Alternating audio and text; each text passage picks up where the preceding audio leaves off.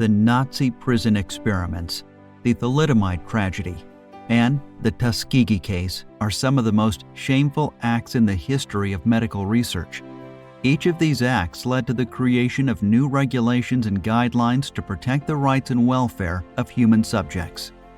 After the doctors' trials held against Nazi doctors, the Nuremberg Code was created to define how a legitimate clinical trial ought to be conducted.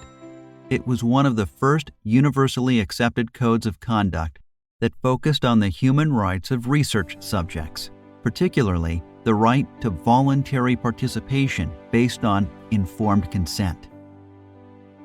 In 1964, the World Medical Association updated the Nuremberg Code to include a set of principles that outline the obligation of investigators and physicians towards human subjects.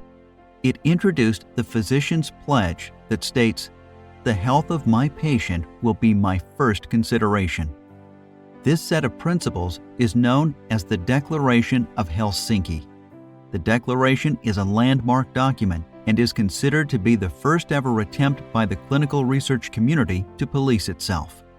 In the U.S., the Tuskegee case led to the Belmont Report, which was issued in 1979. It included the three guiding principles for ethical research: respective persons, beneficence, and justice.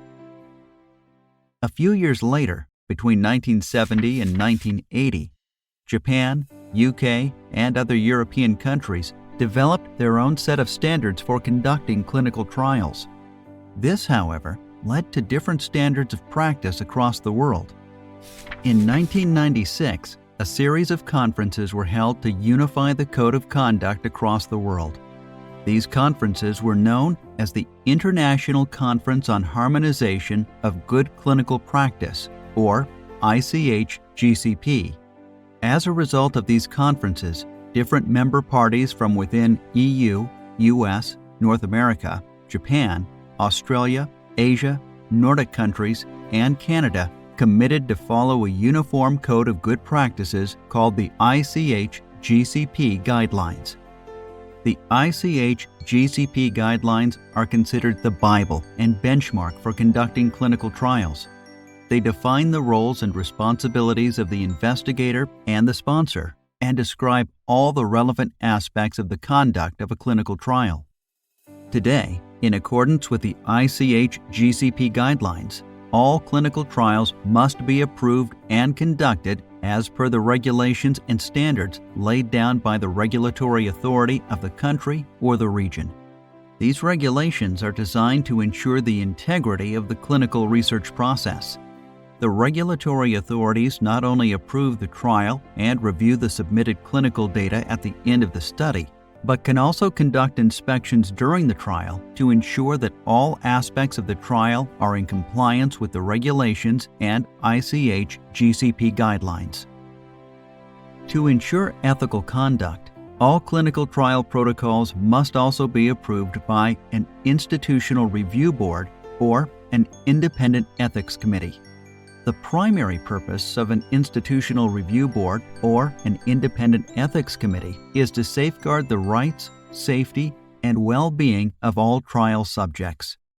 If a trial or a trial site is found to be in violation of regulatory or ethical requirements, it can be shut down. A case in point is the closure of the SFBC Miami Test Center due to inappropriate testing, lack of informed consent, and conflict of interest. As a CRA, you need to have a working knowledge of ICH-GCP guidelines and the different regulatory and ethical requirements. One of your chief responsibilities is to help the study stay compliant with the regulatory and ethical guidelines. Among other things, this includes ensuring the informed consent process is followed, adverse events are reported to the sponsor and ethics committee in a timely fashion, all essential documents are updated, completed, and properly filed, and if there are any changes to the protocol, the changes are approved by the IRB or the IEC.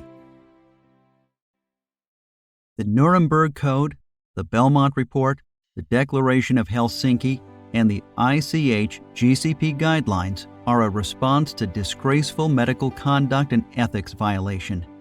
These ethical rules and regulations are a systematic and necessary reminder to all parties involved in clinical research of their ethical and statutory obligations and the very real and human consequences of not meeting those obligations.